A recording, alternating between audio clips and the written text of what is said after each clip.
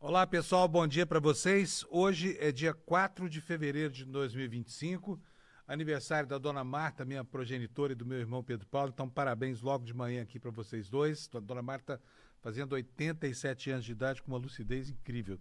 Então parabéns a galera aí, Uberlândia, Minas Gerais, e obrigado pela audiência de todo mundo no restante do Brasil que está conosco aqui. Para começar mais um programa quente aqui, eu continuo substituindo o Demore hoje, amanhã e depois. E a partir do dia 17 eu passo a apresentar essa live aqui para vocês todos os dias, tá bom? Como eu faço todo dia aqui, vamos falar um pouquinho sobre a previsão do tempo, porque, olha, as chuvas continuam causando estragos, né? É impressionante que as pessoas ainda têm a pachorra de olhar para isso tudo que está acontecendo e achar que está tudo normal, né? Negar que exista uma mudança climática no planeta que está provocando com uma frequência assustadora efeitos que cada vez mais nos apavoram, né? Especialmente diante da falta de ação de autoridades que, como o prefeito de São Paulo, acham que é muito mais barato expulsar as pessoas dos lugares pagando uma remuneração ridícula do que tentar resolver e mitigar o problema das chuvas no Brasil. Mas antes de falar sobre os problemas, eu vou falar sobre a meteorologia mesmo. Vou pedir para o Alex, que está me ajudando hoje aqui na técnica, colocar no ar para a minha página. Está aí. Alex, bom dia a todo o pessoal interno aqui do ICL. Bom, vamos primeiro para os avisos meteorológicos, estão aqui na tela para vocês. Como vocês veem aí no mapa, hoje vai ser mais um dia de temporal nessa faixa central do Brasil, que vai do norte do Amapá até o centro do litoral maranhense e depois desce aqui em direção ao sudeste, né, tomando todo o litoral paulista, paranaense e uma boa parte do litoral de Santa Catarina. Nessas regiões, para essas regiões aqui, há um alerta do INMET de chuvas intensas, e eu vou mostrar para vocês o que é que diz esse alerta aqui, para que vocês que moram nessa região toda, aliás, a região, né, é uma região extremamente povoada do Brasil. Qual é o perigo? Chuvas entre 30 e 60 milímetros ou que podem chegar até 100 milímetros por dia, tá? Acompanhadas de alagamentos, descargas elétricas e alto risco severo de corte de energia. Vou voltar aqui para a página do Instituto Nacional de Meteorologia e agora nós vamos para a previsão do tempo, porque hoje, enquanto alguns estão sofrendo aí com esse aguaceiro todo, tem outros que estão debaixo de um calor enorme, né? Por exemplo, caso aqui do Rio de Janeiro. Hoje a temperatura para os cariocas vai chegar a 38 graus Celsius, a mínima já foi de 23 graus, então nós teremos mais um dia de calor escaldante lá, enquanto em todo o restante do litoral aqui da região do Sudeste o risco de chuvas severas é bastante grande. Outras capitais com calor hoje, a Vitória vai ter 35 graus, Salvador vai ter 32, Aracaju vai ter 30 graus e segue por aí adiante, né? Aqui em Belém, 31 graus Celsius, em Cuiabá, no Mato Grosso, 32 graus Celsius, portanto calor aí em boa parte do Brasil, apesar do clima da chuvarada. E para os gaúchos, também tem dois alertas meteorológicos. O primeiro dele, nesse quadrilátero aqui composto por todo o centro e sul e oeste do estado, né? Aqui o alerta é de temperaturas severas, tá? Temperaturas 5 graus Celsius acima da média e essa previsão vale para 2 ou 3 dias. E aqui também na faixa que vai em todo o norte também do litoral, outro alerta de temperatura, também 5 graus centígrados acima da média, então os gaúchos aí se preparem para enfrentar mais um dia tórrido por lá. Vamos começar com o noticiário? A coisa está esquentando na geopolítica global, o Trump com seu mau humor, né, com a sua distimia ideológica, está mudando a geopolítica global, mas ontem aconteceram alguns movimentos bastante interessantes aqui, porque houve recuo parcial de parte a parte, o que está nos levando a crer que a bravata é maior do que a intenção mesmo de produzir resultados na seara do comércio global, né? Porque o Trump está usando as prerrogativas, o poder que os Estados Unidos têm de arbitrar tarifas absurdas para prejudicar a economia daqueles que são os maiores parceiros comerciais, inclusive os países mais próximos dos Estados Unidos, o México ao sul e o Canadá ao norte. E ontem houve um recuo, como eu falei, está aqui na manchete. Vamos começar pelo que aconteceu em relação ao Canadá, onde a coisa parecia, né, perdida definitivamente. Lá houve dois movimentos. O primeiro deles foi uma conversa por telefone entre o Trump e o primeiro-ministro, o Trudeau, e aí saiu esse anúncio que está na capa do jornal Valor Econômico, dizendo que Trudeau anunciará que Trump adiará tarifas ao Canadá por pelo menos 30 dias, o que faz com que o Canadá também adie a sua intenção de sobretaxar aqui alguns produtos importados dos Estados Unidos. O que diz a reportagem? O primeiro-ministro do Canadá, Justin Trudeau, anunciou ontem que as novas tarifas que os Estados Unidos iriam impor serão suspensas por 30 dias depois de uma ligação entre os dois chefes de governo. Em publicação nas redes sociais, Trudeau afirmou que teve uma boa conversa com o presidente Trump. E aqui eu quero chamar a atenção de vocês, porque parece que foi tudo combinado. Assim, o Trump deve ter pedido, tanto para o presidente do México quanto para o primeiro-ministro do Canadá, que dissessem que tiveram uma boa conversa por telefone e tudo mais. Fico aqui imaginando como é que será uma conversa entre o inseticida e a barata, né? Que é o caso dos Estados Unidos com qualquer um desses países aí que ele quer massacrar só porque... por conta da xenofobia que foi revivificada nos Estados Unidos desde que o Trump iniciou a sua campanha presidencial. Mas vamos lá. O que foi que disseram aqui os dois? O que disseram os dois? Que houve uma conversa muito boa com relação aos problemas aventados lá pelo Trump e que depois dessa boa conversa as tarifas ficaram suspensas por 30 dias. Abre aspas aqui. As tarifas propostas serão pausadas, não existe nenhuma garantia de que elas não serão aplicadas integralmente por pelo menos 30 dias enquanto trabalhamos juntos, disse Trudeau. Até parece que são amigos de infância, né? Nesse comunicado. O Canadá está implementando o nosso plano de fronteira de 1,3 bilhão. E repare aqui que o Trump conseguiu efetivamente já obter o compromisso desses governos de mudanças em questões que são da ordem interna dos países, portanto, afetando aí a soberania, né, dos países, no sentido de proporcionar a esse distímico presidente norte-americano aquilo que ele quer. Então vamos lá. O Canadá está implementando, primeiro, um plano de fronteira de 1 bilhão e 300 milhões de dólares. O que significa isso? Reforçar a fronteira com novos helicópteros, tecnologia, pessoal, além de coordenação aprimorada com parceiros americanos e mais recursos para impedir o fluxo de fentanil, a droga que é elencada pelo Trump como a grande justificativa para essa barreira toda que se ergue aí, cujo objetivo final, na verdade, muito mais do que mitigar o problema das drogas, é conter o fluxo migratório, porque isso está muito claro, né, toda essa dinâmica do que está acontecendo lá no norte da América. Além disso, diz aqui o jornal Valor Econômico, o premier canadense afirmou que seu governo está assumindo novos compromissos como nomear um czar do fentanil, listar os cartéis como terroristas, vou até aumentar aqui para que você possa ler comigo, tá? Garantir vigilância 24/7 na fronteira, quer dizer, o tempo todo. Lançar uma força-tarefa conjunta Canadá e Estados Unidos para combater o crime organizado, o fentanil e a lavagem de dinheiro. Ele também assinou uma nova diretiva de inteligência sobre crime organizado e fentanil com apoio de 200 milhões de dólares.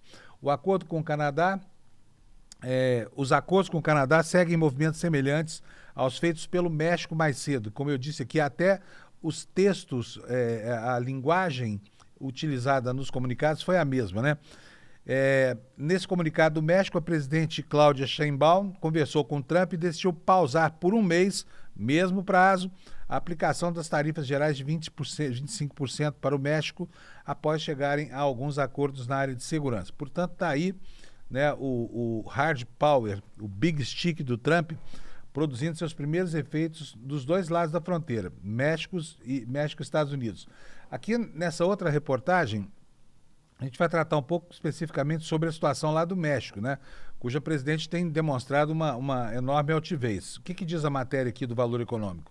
Sheinbaum diz que chegou a acordo com Trump para suspender as tarifas por um mês. Vocês vão ver aqui a semelhança na linguagem aqui desse comunicado. A presidente do México, Cláudia Sheinbaum, anunciou nesta segunda-feira que os Estados Unidos decidiram pausar, mesma palavra em relação ao Canadá, por um mês a aplicação de tarifas gerais de 25% para o México após chegarem a alguns acordos na área da segurança. Em publicação nas redes sociais, Sheinbaum afirmou que, após uma conversa telefônica com o presidente Donald Trump, foi decidido colocar as tarifas em pausa por um mês a partir de agora. Repare aqui, a mesma coisa que o Trudeau falou. Tivemos uma boa conversa com o presidente Trump, com grande respeito pelo nosso relacionamento e soberania, escreveu ela em sua conta no X. Ou seja, o Trump acordou bonzinho, estava de bom humor. Como parte dos compromissos acordados com Trump, o presidente mexicano indicou que o país se comprometeu a reforçar a fronteira norte com 10 mil agentes integrantes da Guarda Nacional de forma imediata para evitar o tráfico de drogas do México para os Estados Unidos, especialmente do fentanil, que essa é outra obsessão do presidente americano. Por um outro lado, o governo dos Estados Unidos se comprometeu a trabalhar para evitar o tráfico de armas de alto poder para o México. O acordo ocorre após Trump anunciar no sábado, primeiro, tarifas generalizadas de 25% sobre as importações mexicanas e a maioria dos produtos provenientes do Canadá, além de aplicar uma taxa de 10% para o petróleo canadense. Além disso, foi acordado um imposto de 10% sobre as importações chinesas. Mas aqui a porca começa a torcer o rabo. Não que não vá acontecer uma conversa semelhante a ela com a China, mas por enquanto o tom que os chineses estão impondo a essas conversas é um tom muito respeitoso. A China não falou em pausa de tarifas por enquanto, não. Pelo contrário, reagiu e efetivamente aplicou já essas sanções tarifárias sobre aquilo que vem dos Estados Unidos, que compram importado dos Estados Unidos. Vamos de novo para a tela, mais uma vez com valor econômico, está aí, olha. China reage a Trump e aplica tarifas com até 15% sobre produtos dos Estados Unidos. Portanto, o telefonema de amizade eterna, BFF e tudo mais, não aconteceu ainda, né? Vamos ver aqui o que diz a reportagem. A China anunciou novas tarifas sobre uma variedade de produtos norte-americanos em retaliação à recente taxa de 10% imposta pelo governo Trump sobre todas as exportações chinesas para os Estados Unidos. A Comissão de Tarifas Aduaneiras do Conselho de Estado informou nesta terça-feira que aplicará a tarifa de 15% também sobre carvão natural, gás natural liquefeito dos Estados Unidos e também 10% sobre petróleo bruto, maquinária agrícola e veículos de grande cilindrada e caminhonetes. Em comunicado, a comissão afirmou que as tarifas adicionais são uma resposta direta às novas taxas impostas pelos Estados Unidos. As medidas entrarão em vigor no dia 10 de fevereiro. Bom, então vocês veem aí que o tom é bem diferente, né? A posição da China é uma posição diferenciada. Aliás, a posição diferenciada já ficou expressa no arbitramento do percentual que seria cobrado sobre a taxa aduaneira sobre produtos chineses, porque para o México e o Canadá, 25%, para a China, só 10%, muito mais suave. Aí a China vem e coloca lá, né, 15% de imposto sobre produtos dos Estados Unidos e não parou nisso, tá? Não parou nisso. Vamos agora para o jornal O Globo. Tá aqui, olha. China dá o troco, né? E aqui isso é algo que pode comprometer muito a produção americana, porque eles fazem lá o que é chamado de R&D, né? Que é pesquisa e desenvolvimento de produtos, mas também importam muitos insumos para a produção, por exemplo, das placas de processamento de dados, que estão tão em voga hoje por causa das inteligências artificiais. Eles importam produtos para fabricar baterias de carros elétricos. Isso aí interessa diretamente ao Trump, ao Elon Musk, né, que é o todo-poderoso secretário de Estado aqui para a desburocratização do Estado americano. Mas vamos lá para o que a China fez. A China, então, como eu disse, tarifou em 15% as importações dos Estados Unidos e, adicionalmente, isso aí que está na tela para você ver. Pequim anunciou tarifas adicionais sobre carvão, gás e petróleo dos Estados Unidos e ainda investirá o Google. Daqui a pouco a gente vai ver que no Canadá também teve uma retaliação sobre um empresário americano. Se você não está a par do noticiário ainda, eu diria para você não se apressar, porque agora mesmo eu vou pedir para você ser criativo e tentar adivinhar qual é o nome desse empresário, cujos negócios estão extremamente atrelados, né, às dinâmicas do governo americano e que tem se metido a botar o dedo aí em assuntos onde não deveria, né? Com performance, assim, inclusive em convenções neonazistas. Daqui a pouco eu digo para você quem que é, se é que você já não adivinhou sobre quem que eu estou falando. Não é tão difícil assim, né? Fala a verdade. Mas vamos voltar aqui para a China. O que a China fez? A China sobretaxou em 15% e pegou mais um monte de coisas importantes para o desenvolvimento da indústria americana e colocou barreiras alfandegárias também. Está aqui no Globo, Economia. A China anunciou nesta terça-feira que imporá tarifas adicionais de 15% sobre a importação de gás, GLP e de 10% sobre petróleo e maquinária agrícola. As novas tarifas chinesas entram em vigor na segunda-feira. A medida foi divulgada após Washington anunciar tarifas adicionais sobre importações chinesas, que segundo o Ministério do Comércio de Pequim, viola seriamente as regras da Organização Mundial de Comércio.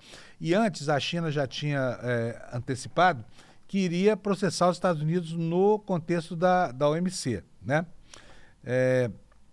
Vou passar aqui para frente só para vocês terem uma ideia do tipo de pressão que a China está fazendo para tentar resolver essa quizumba aqui. Botou o Google para sambar, né? Pequim também divulgou que investigará a gigante tecnológica americana Google, diz aqui o jornal O Globo, por supostas violações de leis antimonopólio. Abre aspas. Diante das suspeitas de que o Google violou a lei antimonopólio da República Popular da China, a Administração Estatal de Regulação de Mercados iniciou uma investigação sobre a empresa, conforme previsto na lei, informou a agência em um comunicado. A China também incluiu o grupo de moeda norte-americano PVH, proprietário de marcas como grupo de moda, né? Não de moeda, grupo de moda. O grupo norte-americano PVH, proprietário de Tommy Hilfiger, Calvin Klein e a gigante de biotecnologia Illumina em uma lista de entidades não confiáveis.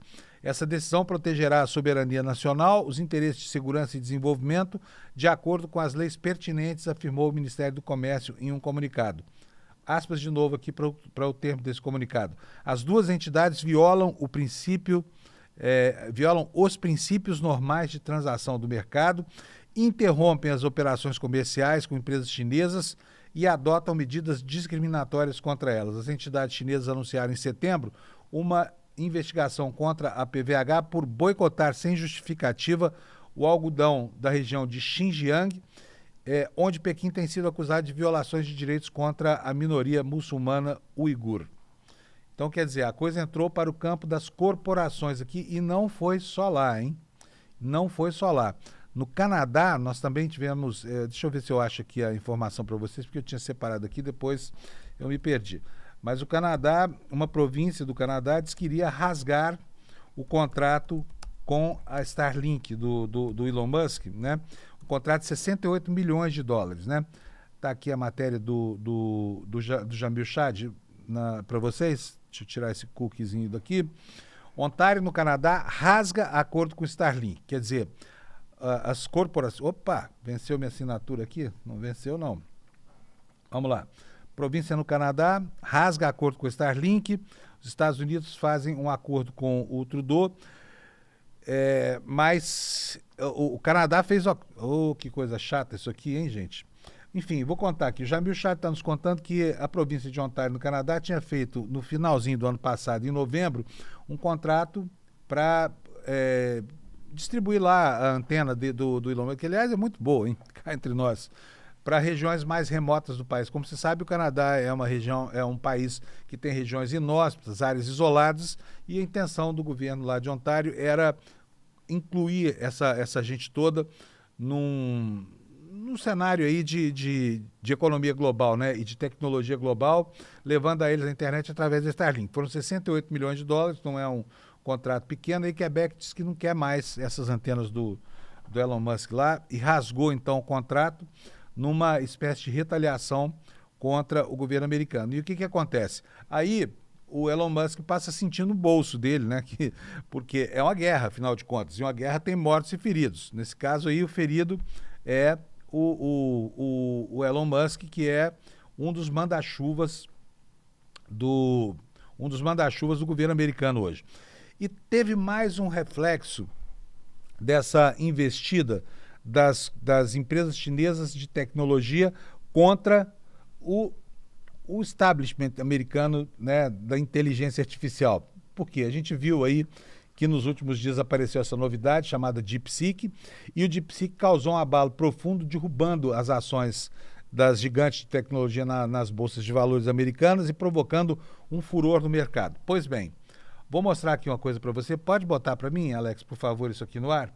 Tá vendo isso aqui? Você conhece com certeza essa página. Esse aqui é o chatbot do ChatGPT, que todo mundo já conhece, já usou e tudo mais. Aqui em cima, quem não está acostumado com o uso aqui digamos assim, dos meandros desse mecanismo, vai encontrar vários modelos aqui que estão à disposição do público. Alguns são pagos, outros não são. Eu uso o ChatGPT 4o.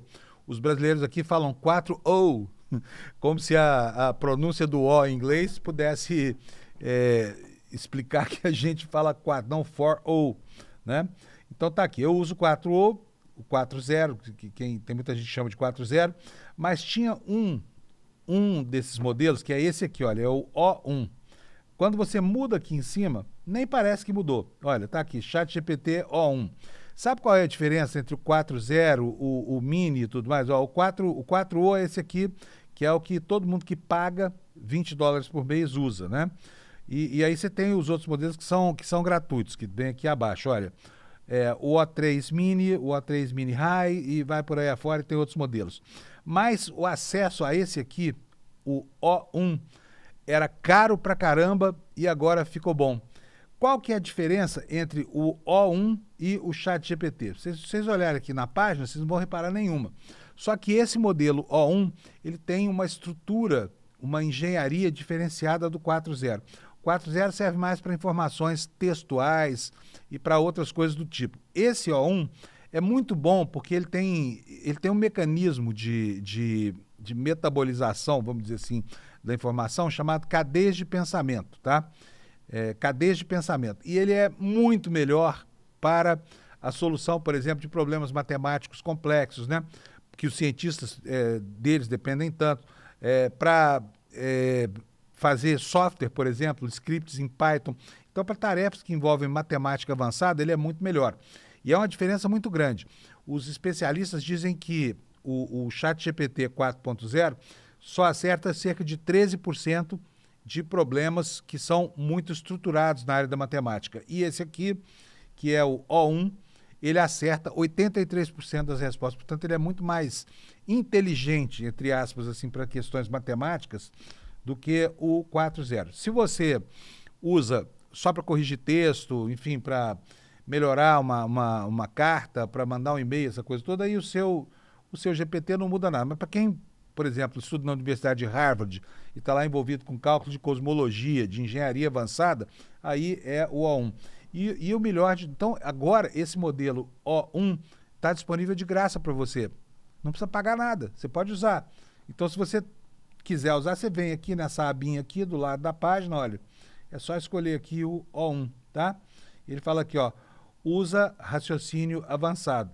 E, portanto, é muito diferente do ChatGPT. Mas para todos os demais, o GPT Mini é suficiente, ou o 4.0, que custa $20 por mês, cerca de R$ 120, resolve muito bem. Agora, outra maneira de acessar o O1 é esta aqui, olha, é o Copilot, que é o chatbot da Microsoft para inteligência artificial. Vou até fazer uma perguntinha aqui para ele. Olha só, Copilot, como faço para usar o O1 do GPT? Vamos ver o que ele responde? Não combinei nada com ele aqui não, tá? Olha aqui a resposta, ó. Para usar o GPT 3.5, você precisa acessar a plataforma, o serviço que eu ofereço como a OpenAI. Não é essa a resposta que eu queria, não. E eu escrevi errado aqui também, né, gente? Aí não dá, concordo? Vamos lá de novo. Como faço para usar o GPT O1 no Copilot? Vamos ver o que ele vai responder aqui. Parece que houve um pequeno mal-entendido. No momento, o Copilot não permite integrar. Deixa eu falar uma coisa para vocês, ele está mentindo. Pode botar aí no Copilot que você vai automaticamente usar esse modelo O1 do GPT, tá bom, gente? Desculpa aqui o mico. Enfim. Olha, ao mesmo tempo em que tudo isso acontece, lá nos Estados Unidos, está um pandemônio para quem é indocumentado, são milhões de pessoas, né? Entre os brasileiros seriam 230 mil, que foram principalmente do norte de Minas Gerais, de Governador Valadares e também da cidade de Anápolis, do centro de Goiás, cidades que perderam até 30% da população para essa imigração ilegal, para os coiotes, né? Gente que gastou fortunas para chegar até lá, entrou pelo deserto, passou todo tipo de privação, começou a trabalhar em tarefas que os americanos não gostam, limpar banheiro, faxinar a casa, fazer um trabalho degradante em cozinhas dos piores restaurantes dos Estados Unidos e começou a prosperar. Conseguiu arranjar uma casinha no nome do amigo, porque não pode pôr no próprio nome, né? Conseguiu algum dinheiro, pouco, porque não é muito, manda para os parentes aqui no Brasil. Pois essa gente que o Trump chama de bandidos, né? E eles estão muito preocupados com o que está acontecendo por lá.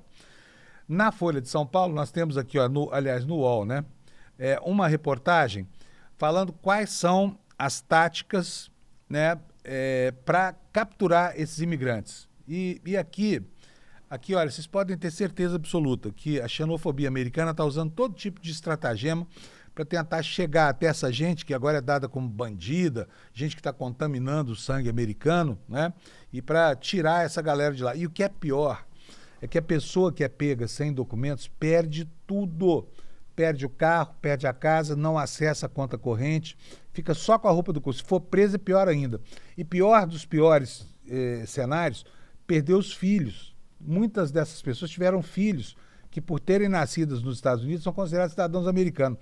Então o cara vai para o trabalho de manhã, o ICE lá, que é o departamento que captura esses imigrantes, acha o sujeito, leva preso e os filhos, se não tiverem com quem ficar nos Estados Unidos, com alguém documentado, são entregues ao conselho tutelar. Imagina isso, família sendo desfeita. Isso é de uma desumanidade gigante, né?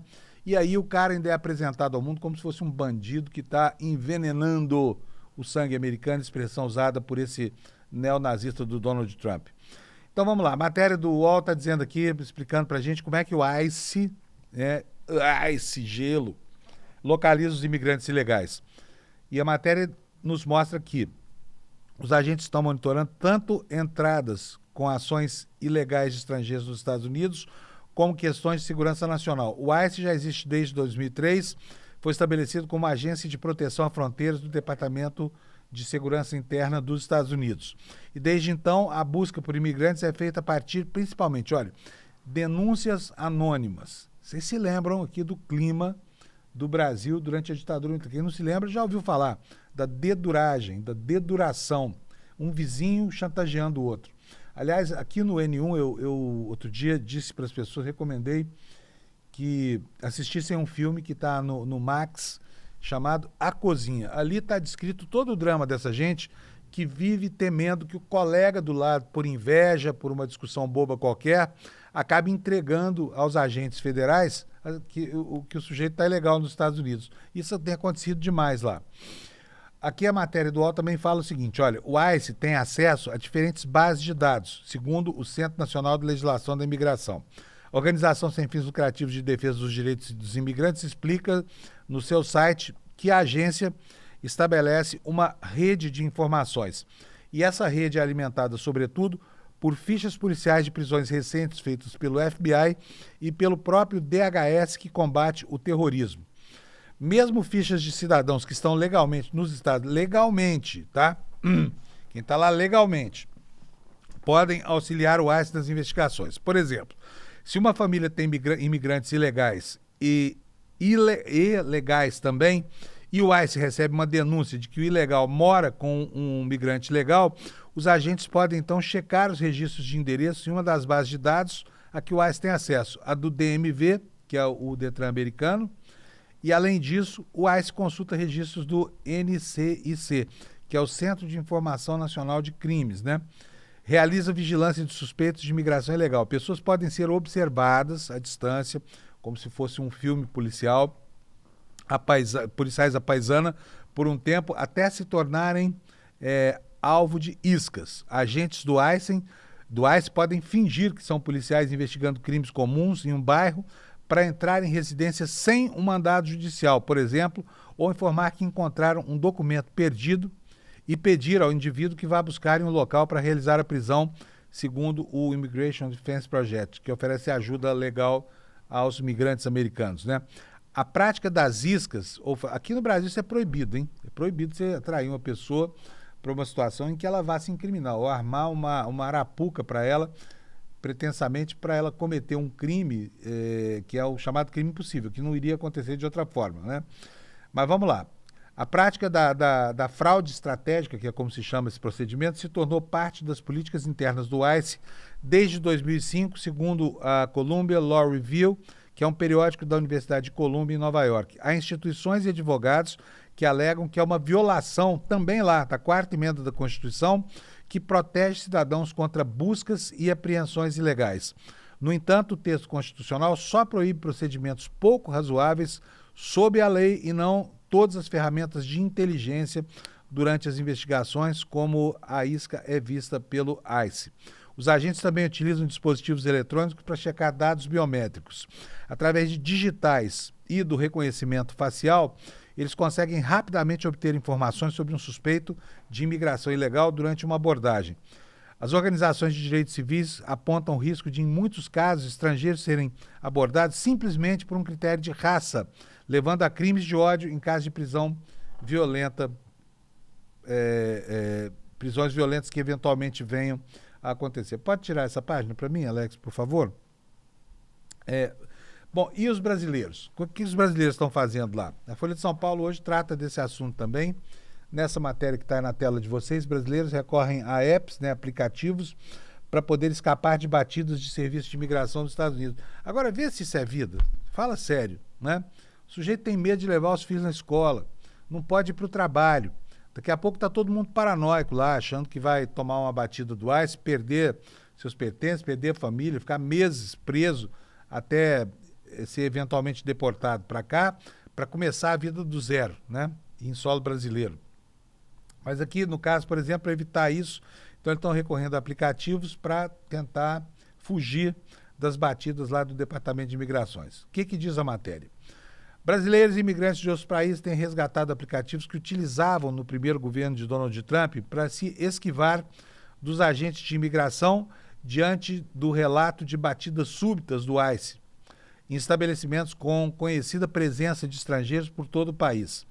O Padlet é uma das plataformas que passaram a ser usadas por imigrantes tanto para relatar a presença de funcionários do ICE como para evitá-los. Esse aplicativo permite que os usuários publiquem informações sobre a localização dos agentes de imigração em tempo real sobre um mapa. A estratégia lembra o uso do Waze. Lembra quando o Waze aqui no Brasil, logo no comecinho, quando ele era usado pela garotadinha para fugir de blitz, policiais? Lembram disso? Pois é, a mesma coisa estão fazendo lá com esse outro aplicativo aí que chama Padlet, né? Então, o aplicativo permite que os usuários permitem informações sobre a localização dos agentes do ICE em tempo real, num mapa. A estratégia lembra o uso do Waze. O Padlet não é o único meio utilizado pelos imigrantes para se protegerem lá nos Estados Unidos. Em vários locais, há cartazes com números de telefone que podem ser úteis caso se conheça alguém que foi preso em uma das batidas. Associações também pretendem criar serviços de alertas próprios. As ações do ICE têm sido usadas pelo governo Trump como uma vitrine para mostrar que as suas políticas estão em curso. Todos os dias, os perfis da Casa Branca nas redes sociais replicam informações postadas pelo órgão americano com a quantidade de pessoas detidas. Até o momento, houve pelo menos 2 operações em larga escala em Chicago e em Nova York. Chris Noem, que é secretário do Departamento de Segurança Interna dos Estados Unidos, que tem o ICE sob o seu comando, acompanhou, aqui olha, ela na... não é ela na rua, não. Mas, enfim, ela acompanhou pessoalmente as operações do ICE, que prova adesão de funcionários da burocracia do governo americano a esse sistema drástico aí de detenção e de estigmatização mesmo dessas pessoas, né? Na foto dessa matéria está aí, Marcel Maldonado, com a mulher dele, André, e o filho Samuel, na Cidade do México. Esses aqui foram imigrantes que não conseguiram se livrar dos agentes do ICE. Então, portanto, a coisa está muito feia lá. Eu já falei sobre isso aqui, Pequim anunciando tarifas sobre os produtos que importam muito para a economia americana. E agora, depois de ter falado até aqui durante meia hora sobre os problemas da imigração americana e da nova geopolítica do Trump, nós vamos começar a tratar dos assuntos aqui da política e da economia brasileiras, né? Tá rolando um novo mecanismo de pressão dos bancos sobre o Haddad, visando é o mesmo de sempre, gente. É a mesma coisa. Os bancos querem que o governo tire dos programas sociais para ter dinheiro disponível no orçamento para que possam ser honrados os títulos que vencem no curto, no médio e no longo prazo, né? Estão chantageando o governo, como se sabe, porque querem que os juros exorbitantes arbitrados pelo Copom, do Banco Central, estejam sempre com dinheiro reservado para que os maganos, os rentistas, os grandes especuladores da economia brasileira tenham a certeza de que vão ter liquidez imediata, além das maiores taxas de juros do mundo, que é o que o governo paga, né? Orientando aplicações em CDI, por exemplo, que vão muito além daquilo que se paga no mundo aí. A manchete da Folha de São Paulo é essa aí que você está vendo. Congelamento de despesas é teste para Haddad dar um choque de credibilidade fiscal. Ou seja, agora não bastava o planejamento. O Haddad vai ter que fazer aqui um triplo carpado para demonstrar para esses especuladores que o Brasil, sim, segue o receituário que eles escreveram, que eles prescreveram. O que diz a reportagem? Após o presidente Lula afastar a adoção de novas medidas fiscais, o anúncio de um congelamento robusto de despesas na largada do orçamento deste ano se transformou na principal aposta para o governo tentar reconstruir a confiança dos investidores na sustentabilidade das contas públicas. Mesmo antes da votação do orçamento de 2025, que ainda está pendente, né? A área econômica já discute a estratégia e tem sido aconselhada a começar o ano com um aperto maior, mirando o centro da meta do déficit zero. Ao contrário do que foi feito no ano passado, quando se mirava o topo da meta, né? Integrantes da Junta de Execução Orçamentária, um colegiado que reúne os ministros Haddad, Rui Costa, Simone Tebet, Esther Dweck, tem a preocupação em dar sinais que permitam baixar o dólar, segundo pessoas a par das discussões ouvidas pela Folha. Ou seja, sabe aquele corte do orçamento de todo ano, que todo mundo reclama? Universidade para, hospital para, enfim, todo mundo para, falta dinheiro para pagar a conta de luz dos órgãos públicos. Agora, o objetivo dos bancos é fazer com que o governo produza esse movimento desde os primeiros meses. E olha, nós estamos no segundo mês do ano, o governo está governando por duodécimos, né?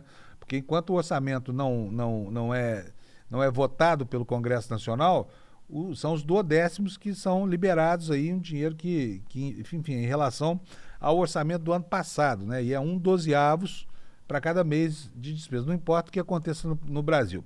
Mas vamos lá, olha, o que diz a matéria da Folha de São Paulo? Nesse cenário, o momento da abertura do espaço adicional de despesas, conforme previsto na lei do arcabouço fiscal, passou a ser uma peça fundamental da gestão orçamentária. É que a aceleração da inflação na reta final de 2024 vai proporcionar ao governo um aumento adicional de 12,4 bi no limite de gastos, que poderá ser incorporado ao longo de 2025. O problema é que o uso do espaço extra depende de receitas suficientes para cumprir a meta fiscal, que é de déficit zero. Se fizer um contingenciamento de despesas agora no início do ano para cumprir a meta fiscal, apontando falta de receitas, o governo não poderia fazer esse crédito orçamentário. A abertura do crédito poderá vir depois a depender da fotografia que essa junta tiver do andamento do resultado primário das contas do governo, segundo um participante das reuniões do colegiado de ministros. Vocês sabem o que significa, né? A conta primária exclui o pagamento de juros, tá? Exclui o pagamento de juros. Em 2024, ano de eleições municipais, o governo optou em não mirar o centro da meta fiscal e apertou o cinto das despesas no segundo semestre. Agora a estratégia terá que ser diferente para ajudar o trabalho do Banco Central no controle da inflação e afastar o risco de um ciclo mais longo de alta de juros, admite o ministro de Lula. Olha, o Eduardo Moreira cansou de explicar isso aqui para a gente. Ele fala, toda vez que ele vem para o ar aqui para falar de juros, ele coloca dessa forma, né? Cada pontinho desse a mais no aumento da Selic São 70 para 80 bilhões de reais a mais de despesa para a União. É muita grana, é despesa demais. E isso faz com que o dinheiro remanescente dos impostos seja limitado, porque o pagamento de juros está fora do orçamento, não conta, né? Mas ele espreme o orçamento, na prática é isso. E cada vez que o Banco Central aumenta a taxa Selic, aumentam as despesas do governo com pagamento. Sobra menos para investir em obras sociais, em projetos sociais, em obras de infraestrutura, e é exatamente isso que está acontecendo. O objetivo dessa gente que a gente chama de Faria Limers, né, que são os especuladores da Faria Lima, é justamente de fazer com que o governo seja um elemento arrecadador de impostos e centralizador da renda neles. É para tirar o dinheiro do povo e botar no bolso deles. A propósito disso, eu vou pedir para o Alex colocar para a gente na tela. Eu preparei aqui dois recortes para vocês verem. Fui pesquisar aqui sobre os juros dos bancos. Alex, primeiro aquela tabela que tem os números, a tabela mesmo, não o gráfico, tá? Quero mostrar para vocês. Não é essa que está na tela, não. Dos que eu mandei aí para você no nosso grupo. Aquelas duas imagens. Tem uma imagem de uma tabela. Se você não achar, eu mando de novo aqui. Mas estão no nosso grupo aí. É o seguinte, aí, ó, esse é o gráfico. Tem a outra que é uma tabela mesmo, uma planilha de Excel, porque aquela explica essa. Põe para mim fazendo favor. Essa daí. Olha só, fiz um levantamento do lucro dos bancos nos últimos anos. Se puder tirar a nossa tarjinha aqui de baixo, vai ficar melhor ainda, porque tem um ano ali que é o de 2023, que é o último. Beleza. Vocês podem observar aí, olha, são os 4 maiores bancos do Brasil.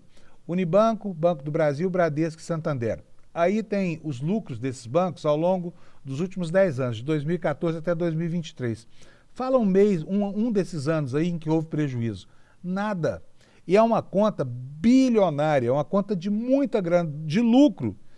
Todo esse dinheiro aí, basicamente, foi produto não vou falar todo não, porque eu estou exagerando aqui, mas uma boa parte desse dinheiro, que não sei nem quanto foi proveniente de aplicação em títulos públicos, né, que os bancos contratam preço e comercializam a outro. Então, olha só, o Banco Itaú lucrou 20 bilhões em 2014, 23,4, 21,6, 24,9, 25,7, chegou a 30 bilhões e 800 milhões de reais em 2022 e 33 bilhões em 2023. O dado de 2024 não está fechado ainda. O Banco do Brasil, não vou nem falar, mas vocês podem ver aí que ele gira em torno de 10, 11, e aí em 2021 ele passa a 19 bilhões, em 2022 31 bilhões, depois 33 bilhões. Nós estamos falando de bilhão, gente. Sabe, vocês se lembram que os bancos queriam que o governo cortasse 30 bilhões, agora cada instituição dessa sozinha lucra isso, é dinheiro da especulação financeira, principalmente compra de papéis e títulos do governo, que vai direto para o bolso dos acionistas desses bancos.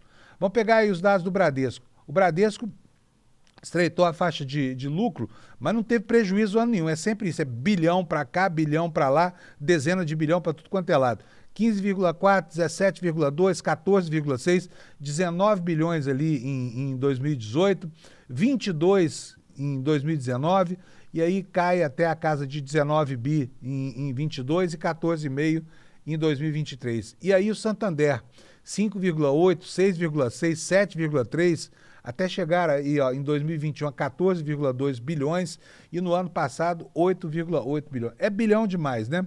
Agora põe o outro gráfico para mim, por favor, Alex. Deixa eu mostrar aí o que aconteceu. Quero chamar a atenção para vocês que é o único setor da economia que não teve o gráfico mesmo das linhazinhas. Não, o gráfico. Esse, exatamente. Olha, o lucro pode ser maior ou menor, né? Geralmente ele é maior, tá? Ali está o lucro por banco. Olha, o lucro pode diminuir um pouquinho. Mas vocês já ouviram falar que banqueiro teve prejuízo no Brasil?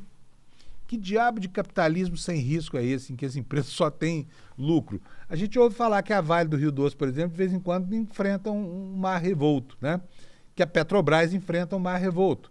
Mas os bancos não. Estão sempre mar de almirante e céu de brigadeiro para eles, né? E é bilhão para cá, bilhão para lá. Só nessas 4 instituições aí, a gente bota aí uma média de 20 bi para cada uma, são 80 bilhões de reais de lucro por ano, né? É muita grana. Bom, olha só, mais informações sobre os movimentos dos bancos. Eu vou tomar uma aguinha aqui que a garganta está secando. O que eles disseram para o Lula?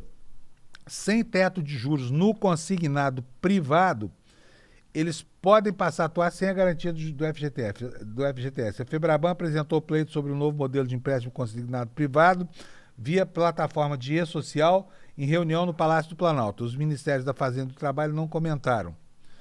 Vamos ver o que é exatamente isso aqui, para a gente entender? O setor financeiro afirmou... Oh, meu Deus do céu, mas está difícil hoje, viu? Enfim, agora eu perdi a notícia aqui, fechar, mas não tem problema. É o governo, mais uma vez, mudando as regras de um sistema de crédito para negar a garantia do FGTS aos tomadores de crédito consignado, né? Tem uma outra informação que eu vou trazer aqui nessa semana do número absurdo de contratos de crédito consignado que são feitos por aposentados sem autorização dos aposentados e também de associações feitas à revelia de autorização dos aposentados por associações picaretas, que vão lá, pegam os dados dos aposentados e impõem a eles o pagamento de uma mensalidade com desconto automático nos bancos, que faz com que eles passem a contribuir involuntariamente. Não querem contribuir, não tem nada disso, mas empresas picaretas, associações, não são empresas picaretas acabam impondo a eles um pagamento mensal aí de uma mensalidade que, cara, né? Principalmente para quem é aposentado com salário mínimo, que é a grande base da Previdência Social brasileira. Vamos falar um pouquinho sobre política? Vamos, o que está acontecendo? A extrema-direita, essa informação está no site da Revista Fórum, como é notório, a gente tem visto isso nos últimos dias, tem requentado esse plano de fazer do Bolsonaro candidato em 2026. Mas como? Se o Bolsonaro está inelegível, né? Nós temos um projeto de lei, eu falei dele ontem aqui, do deputado Bibo Nunes, que está aqui, aparece nessa foto, ao lado do beneficiário do projeto dele, é esse deputado aqui, ó, Bibo Nunes, tá? Esse cara fez um projeto de lei para iniciar o Bolsonaro. E agora esse projeto está lá. A chance de vir a ser votado é mínima, né? E o direito brasileiro tem uma tradição, não vai permitir a edição de uma lei, ou de uma portaria, ou de um decreto, ou de um projeto de lei para beneficiar uma pessoa. É absolutamente inacreditável que isso possa acontecer, né? Todo um sistema judicial trabalhando por um. Mas vamos lá, vamos ler o que diz aqui o texto da Revista Fórum. Se por um lado há pouca chance de um projeto de anistia aos golpistas do 8 de janeiro avançar na Câmara, para o outro já há uma articulação entre a extrema-direita e o Centrão para reabilitar Jair Bolsonaro até 2026, extinguindo a inelegibilidade do presidente.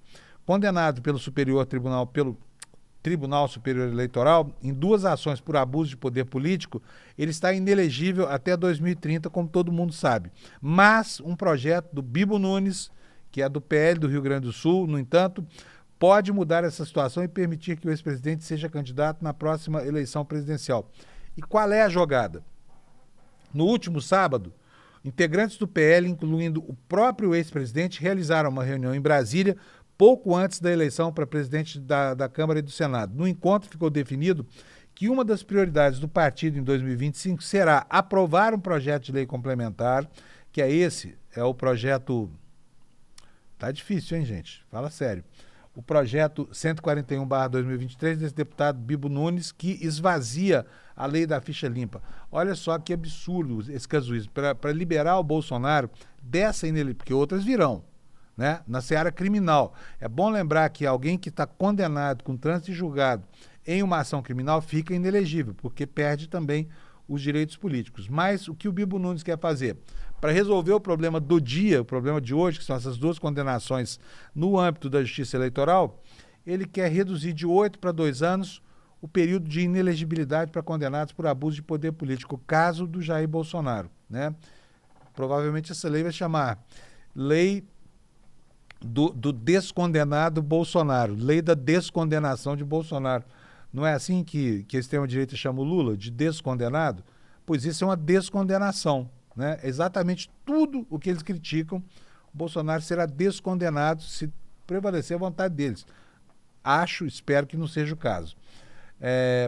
Na tela aí, por favor. Boa, obrigado. Segundo o Bibo Nunes, o projeto que será relatado pelo bolsonarista Felipe Barros já conta com o apoio de integrantes do Centrão. Neste momento, a proposta tramita na Comissão de Constituição e Justiça da Câmara e aguarda um parecer do relator para ir à votação, né? Acho isso aqui um delírio, né? No entanto, o Flávio Bolsonaro disse nesse fim de semana que o Centrão já tem um compromisso com eles, o Centrão tem um compromisso com os novos presidentes da Câmara e do Senado para que essa pauta passe a andar, né? Ontem nós vimos que só se opôs enfaticamente a isso o senador Otto Alencar, né? Que vai ser o presidente da Comissão de Constituição e Justiça, e falou que é contra a anistia. É contra a anistia. Então, abre aspas aqui para o Bibo. Como o presidente Bolsonaro no encontro do PL hoje, onde confirmamos apoio total como candidato a ele em 2026, o PLP 141/23 de minha autoria é que reduz a inelegibilidade de 8 para 2 anos, viabilizando a candidatura. O colega Felipe Barros será o relator, imagina. Entregaram o galinheiro desse projeto, dos passes desse projeto, para um bolsonarista experiente, como o Felipe Barros. Será o relator e será prioridade do PL a aprovação. Bolsonaro, presidente de 2023, escreveu Bibo Nunes ao divulgar uma foto com o Bolsonaro. Está aqui, olha, a tuitada dele. Tuitada não, acho que isso aqui é Instagram, né? E aqui ele se ufanando do seu casuísmo. PL 141/2023 permitirá Bolsonaro em 2026, delirou o deputado Bibo Nunes. Que mais, gente? Tira da tela para mim, fazendo favor. Olha, gente, no Platô BR, que é o portal de notícias onde está o nosso companheiro aqui, o Guilherme Amado, há uma fala do Nicolas Ferreira que, embora não seja do dia, é bom relembrar, porque nós vamos começar a falar de outros assuntos aqui agora, que aconteceu lá no Grammy, que é importante que você saiba, mas veja só como é que um deputado federal que não tem nenhuma compostura se refere ao ambiente do parlamento. Põe na tela para mim, Alex, por favor. Olha isso, olha. Nicolas fala em puteiro. Bota o bip aí. Bota o bip para nós aí, Amaral. Nicolas fala em puteiro ao explicar tolerância com negociações no Congresso. Em entrevista ao Platô BR, o deputado usa prostituição como exemplo em avaliação sobre acordos feitos no parlamento. Olha, esse aqui, o Nicolas, ó, o homem da campanha contra o Pix do Haddad, né? O que diz a reportagem do Platô? O deputado Nicolas usou uma imagem curiosa ao responder. Curiosa, ainda foram generosos com ele aqui, hein? Ao responder a perguntas do Platô sobre as emendas parlamentares e negociações políticas no Poder Legislativo. Não quero comparar isso aqui, por exemplo, a uma zona, mas suponhamos que eu sou evangelista e vou evangelizar um puteiro. Meu Deus do céu. Isso é como o cara define a si mesmo e ao ambiente que ele frequenta, entendeu? Ele é o evangelista, né? E o rebanho que está embaixo das prostitutas, né? Mas quando é que ele falou isso? Não quero comparar isso aqui, por exemplo, a uma zona, mas suponhamos que eu sou evangelista e vou evangelizar um puteiro, disse o congressista mineiro, no contexto da eleição de Hugo Mota do Republicanos para a Câmara. Aí eu vou falar, não, peraí, eu não vou falar com vocês não, vocês são prostitutas, pontuou em tom irônico. É a matéria-prima que eu tenho para trabalhar, prosseguiu. Ele chamou os colegas de prostitutas. Pode uma coisa dessa? Mas é atrevido esse moleque, hein? Fala sério. No mesmo assunto, o Nicolas afirmou que não faz parte dos acordos que elegeram Hugo Mota e não conhece totalmente os acertos amarrados nos bastidores da sucessão da Câmara. Ou seja, o evangelista ficou lá, né? Na sua posição de virgem intocada. Mas vamos lá. Ele confiou na orientação e na experiência do ex-presidente Jair Bolsonaro, explicou e votou em Mota. Por vontade própria, votaria no Marcel Van Hatten, que teve mais de 30 votos, inclusive. O parlamentar disse ainda que espera o cumprimento por parte do novo presidente da Câmara de compromissos feitos em assuntos como as prerrogativas do Congresso e a imunidade parlamentar. Qualquer escolha que fizesse, ponderou, receberia críticas. Onde tem pessoas, tem conflitos de ideias, não só tem ditadura. Afirmou Nicolas aos jornalistas Rodrigo Rangel e Guilherme Amado, nosso colega aqui do Platô. Então, veja só a que ponto chegamos. O evangelista e as prostitutas, né? Isso daria um ótimo conto do Machado de Assis.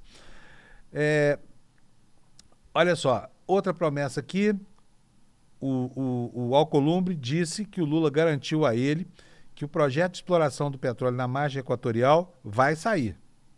O projeto de exploração do petróleo na margem equatorial vai sair. O presidente Lula disse ao presidente do Senado, Davi Alcolumbre, nessa segunda, que vai autorizar a exploração de petróleo na margem equatorial brasileira na foz do Rio Amazonas. Assunto que vai colocar os ambientalistas brasileiros aqui em surto psicótico, né? A demanda é uma das principais reivindicações de Alcolumbre ao governo federal, justamente porque o estado dele, o Amapá, seria um dos principais beneficiados. Lula já deu declarações anteriores nesse sentido. A Petrobras tenta há anos explorar petróleo na margem equatorial, mas o IBAMA negou em 2023 a autorização. A estatal apresentou um recurso que ainda aguarda uma solução definitiva. Está tudo parado lá na mão do IBAMA, né, e do Ministério do Meio Ambiente, que relutam. Como é que o Brasil pode... Tira da tela para mim, por favor. Obrigado. Gente, quero falar um pouquinho para vocês do Grammy, tá? A gente não falou aqui, mas foi uma vergonha que aconteceu lá. Negaram um assento na mesa das celebridades para o Milton Nascimento, que estava lá disputando o Grammy nesta última edição. Queriam botar o Milton Nascimento numa arquibancada, né? É algo... Só o racismo estrutural explica, porque não há outra explicação. O Milton Nascimento não é um cantor desconhecido lá fora, não é um neófito, ele tem uma vida inteira dedicada à música brasileira e ele é respeitabilíssimo lá no exterior. Olha, e aí ele explicou, ainda teve que explicar isso, porque deu uma polêmica, né? A Esperança Spalding, que é a companheira dele nesse disco, fez um protesto, ficou indignadíssima com isso e botou a coisa para andar lá, o protesto. O que a Esperança falou? Falou, olha, se não coloca, fiquei louca de ver esse negócio, se não colocarem o Milton Nascimento na mesa das celebridades, eu também não quero ir. Foi o que ela falou numa tuitada que abriu uma polêmica mundial aí, só abafada por uma outra coisa que eu já vou mostrar para vocês aqui, tá? O pessoal das colunas de fofocas falou a larga sobre isso. Agora, sobre o Milton Nascimento, pouca gente falou. A CNN é uma das poucas empresas jornalísticas dessas grandonas aí que se dedicou a tratar desse assunto aqui. O que diz a matéria da CNN? Em nota publicada no Instagram oficial do brasileiro, a equipe afirmou, sabe por que ele não foi no Grammy? Sabe por quê? Não é que ele foi barrado, é que ele não teve um assento na mesa central da premiação. A questão, no entanto, diz respeito ao local reservado para o Milton, disse aqui o site da... Oh, meu Deus, volte para cá. O site da CNN. O mineiro deveria ficar na arquibancada, enquanto a companheira dele poderia ficar na mesa da celebridade. Sabe por quê? O que o Grammy informou para eles? Que ele não sentaria naquela mesa, porque naquela mesa se sentariam apenas as pessoas que o Grammy quer mostrar para o mundo. Como se o Milton Nascimento não fosse uma pessoa mundialmente importante. Agora me pergunta aqui, quem diabos organizou o cerimonial desta porcaria desse evento do Grammy? E sabe o que foi que pegou mesmo? Eu vou aproveitar o finzinho do programa aqui. Bota a imagem esse que tem a mulher pelada aí, fazendo favor para mim. Olha aí, ó. Sabe quem que é essa aí? Você não acredita, porque talvez você não esteja vendo. Pode botar. Ela está vestida, ao contrário do que parece. Ela não está pelada. Ela está vestida com a capa da invisibilidade do Harry Potter. Sabe, é um vestido de uma transparência absoluta. Ela foi assim para essa festa do Grammy e causou toda a polêmica que abafou, inclusive, discussões sobre o Milton Nascimento, né? Ela chama Bianca Censori e é a mulher do Kanye West, tá? Chegou lá com um casacão preto, aí na hora de passar pelo red carpet lá, tirou o casacão preto e o marido dela falou, agora faça seu show. Tudo para lacrar na internet, gente. Vocês viram só? Não sei qual é a opinião de vocês, eu não sou nem um pouco moralista. Acho que a roupa que ela usa ou deixa de usar é problema dela. O fato é que, primeiro, todo mundo disse que ela estava nua, não estava. Ela estava com a capa da invisibilidade do Harry Potter, né? E o Kanye West querendo lá que a mulher fizesse o show, provavelmente para lacrar junto com ela, já que estavam juntos ali no red carpet. Depois você dá a sua opinião aqui que eu vou ler mais tarde, tá bom? Então é isso, estamos terminando a edição de hoje. Antes de sair, quero dizer para vocês que vai ter um evento super importante aqui na próxima quinta, às 8 horas da noite, uma aula magna na abertura da pós-graduação que o ICL está organizando junto com a Fundação Escola de Sociologia e Política daqui de São Paulo. E essa aula magna, olha só o que você vai encontrar aqui de graça na quinta-feira, dia 13 de fevereiro, às 8 horas da noite. Portanto, é na semana que vem, tá? Renato Janine Ribeiro, ex-ministro da Educação, ex-presidente da SBPC, e o nosso queridíssimo Gessé Freire de Souza, Gessé Souza, vão dar essa aula para você. E durante a aula, você vai ter a última oportunidade de se matricular na pós-graduação do ICL. Então, para fazer a sua matrícula, para assistir essa aula, você pode ir aqui, ó, nesse link que está aqui embaixo, despertaicl.com.br, vai lá e faz sua inscrição. Quem sabe se você não fica animado e vai fazer essa pós-graduação maravilhosa para você ter uma visão muito mais panorâmica e profunda sobre a realidade brasileira. Tchau para vocês, encontro vocês daqui a uns minutinhos lá no N1, porque hoje eu estou lá até o fim do programa e já estarei com vocês. Um abraço, boa terça-feira para todo mundo. Tchau. Há uma pergunta que não quer calar. Por que será que grande parcela dos mais pobres acaba apoiando políticos que defendem interesses contrários aos seus, que defendem interesses da elite? Será que a esquerda não consegue mais entender os anseios da maior parte da sociedade? Ou será que grande parte dessas pessoas está exatamente reagindo contra humilhações diárias que sofrem e aí resolvem explodir tudo? Às vezes até literalmente. Nós vamos ter um debate muito interessante aqui. No dia 13 de fevereiro, uma quinta-feira, às 20 horas, o sociólogo Gessé Souza e o professor Renato Janine Ribeiro vão discutir exatamente isso. Como as elites econômicas levam um país, e principalmente os mais pobres, à autodestruição. A vingança dos humilhados é o nome desta aula magna que você vai assistir ao vivo, online e de graça, aqui nos canais do YouTube do ICL. É o começo do curso de pós-graduação do ICL. Se inscrever é de graça e você só tem a ganhar, só tem a aprender. Fique de olho, é a última chance para a primeira turma do pós do ICL.